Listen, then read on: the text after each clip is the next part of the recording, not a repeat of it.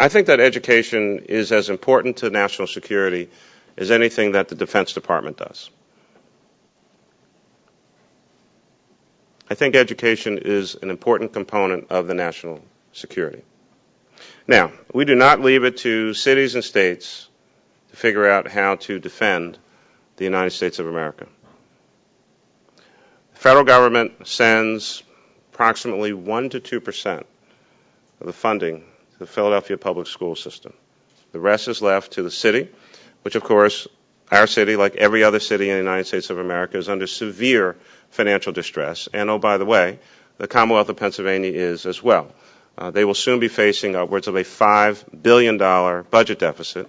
Governor Rendell, former mayor, I've deemed, at least at home, because it really gets me a lot of brownie points, but I think it's true, is really the education governor of the United States of America. His entire 8 years in office, he has continually pushed. He has not agreed to budget deals offered by the legislature if they did not include his educational agenda items, which has been increasing funding and raising standards. It's going to be very, very tough. It's tough all over the country to do those kinds of things when you're facing these kinds of deficits. No disrespect, but I hear literally right across the river, Governor Christie is like cutting food programs for young people in school. That's insane. It's complete insanity.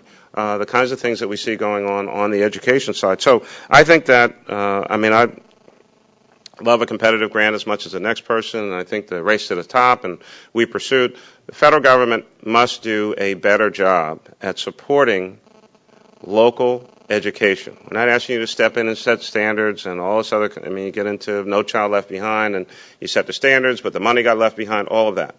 But just like with securing the national defense, you don't see the Defense Department doing bake sales, selling candy, and all this other kind of nonsense to support their programs. But this is what goes on a daily basis at some of the best schools in the city and across the United States of America.